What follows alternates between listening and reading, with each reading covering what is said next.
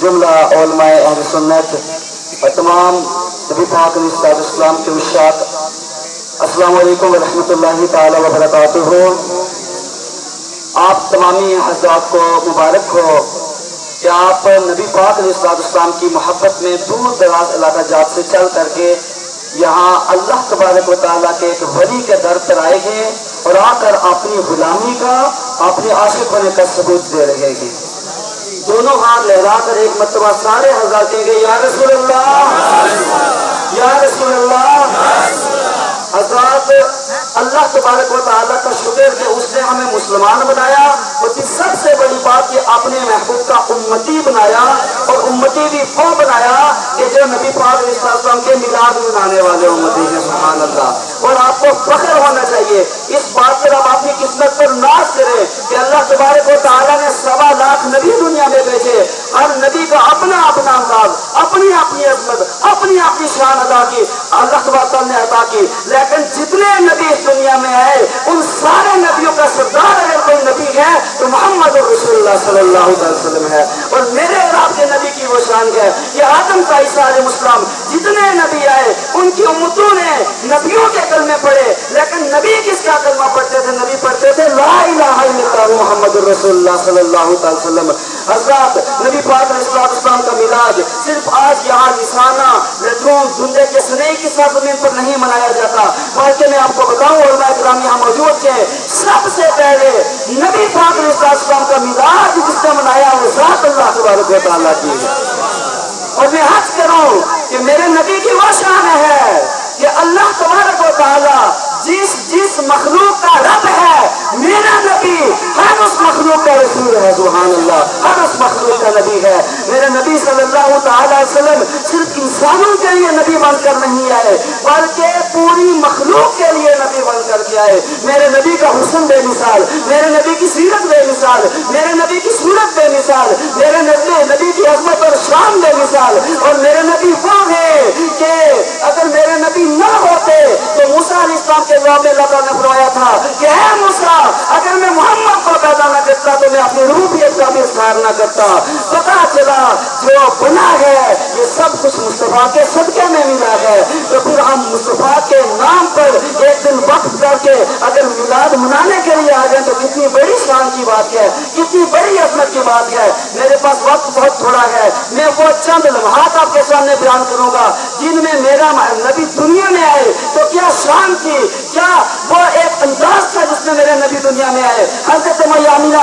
رضی اللہ تعالیٰ عنہ فرماتی ہیں جب میرا سونا دنیا میں آیا تو اس وقت میرے گھر میں اندھیرا تھا، چراغ نہیں تھا، اور مجھے فکر تھی کہ کہیں اگر وہ وقت آ گیا کہ میرا سونا دنیا میں آ جائے گا تو میں اجالے کے بغیر، میں روشنی کے بغیر اور میں کسی کی امداد کے بغیر کیا کروں گی۔ کہتی ہیں اچانک میرے گھر کی دیواریں پھٹی اور ان دیواروں سے لمبے قدوں والوں عورتیں اندر آ گئی، آ کر مجھے کہنے لگی او آمینہ، ایک کہنے لگی میں آدم کی بیوی حوا ہوں، ایک کہنے لگی میں اسماعیل کی ماں ہاجرہ ہوں، ایک کہنے لگی میں عیسیٰ کی ماں مریم ہوں، ہم اس لیے آئی ہیں اے آمینہ تیری گود میں کوئی عام بندہ آنے والا نہیں ہے بلکہ تیری گود میں جو آنے والا ہے وہ آدم کا بھی سردار ہے۔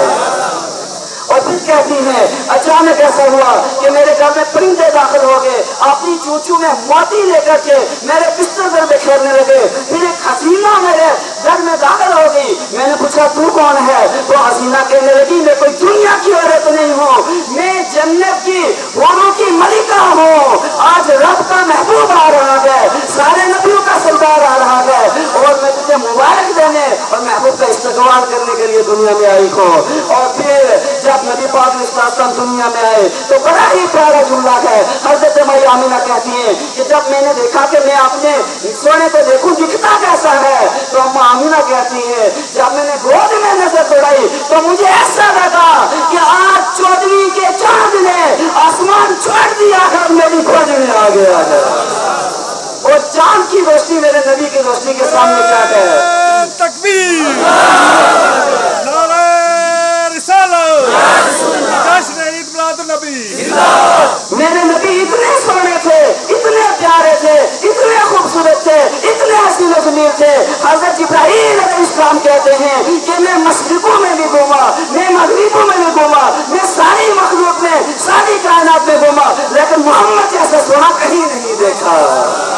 جبرائیل آمین یہ کہہ رہے ہیں تو اماں امینہ کہتی ہیں کہ جب میرا سونا دنیا میں آیا تو میں نے دیکھا 14ویں رات کے چاند کی طرح چمک رہا ہے، اور میں نے کیا دیکھا؟ میرے سونے کی آنکھوں میں سرما لگا ہوا ہے، میرے سونے کے بالوں میں تیل لگا ہوا ہے، میرا سونا غسل کیے ہوا ہے، میرے سونے کے جسم سے خوشبو آ رہی ہے۔ لوگوں، تم کسی عام بندے کے جلسے میں نہیں آئے ہو، میں آپ سے کوشچن کرنا چاہتا ہوں، اسی کوشچن پر اپنی تقریر کروں گا۔ آج لوگ اسو کا گھاس کاٹ رہے ہیں، اور ایک کہاوت مشہور ہے کہ اسو میں کسی کی ماں مر گئی تھی تو اس نے گھر کے اندر رکھ دی تھی، دفن نہیں کی تھی۔ اسو میں اتنی مصطفیات ہوتی ہیں، آج بڑے بڑے حاجی، نمازی اور بڑے بڑے جناب اپنے آپ کو مومن کہنے والے اسو کا گھاس کاٹ رہے ہیں، لیکن نہ مٹھیوں والو، سنئی والو، نسانہ والو، دھندک والو، تم یہاں کیوں آئے ہو؟ تو ایک ہی جواب ملے گا، ہم نبی پاک علیہ السلام کی محبت میں آئے ہیں۔ تو اگر آپ واقعی نبی پاک سے محبت کرتے ہیں،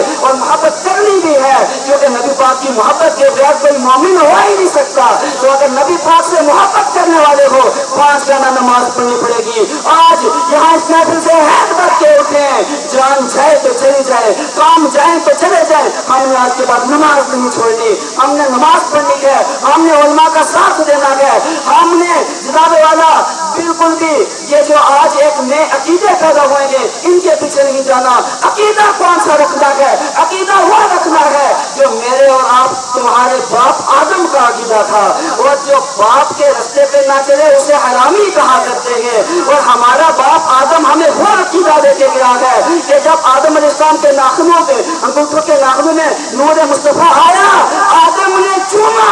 آنکھوں سے لگایا، کہا قرۃ عینی کا یا رسول اللہ۔ تو قیامت تک جو نام مصطفیٰ پر انگوٹھے چومے گا، آنکھوں سے لگائے گا، وہ آدم کی سنت زندہ کرے گا، جو عشق کا انکار کرے گا وہ آدم کی خلاف ورزی کرے گا، اور جو باپ کی خلاف ورزی کرتا ہے اس لوگ حلالی نہیں کہا کرتے۔ اس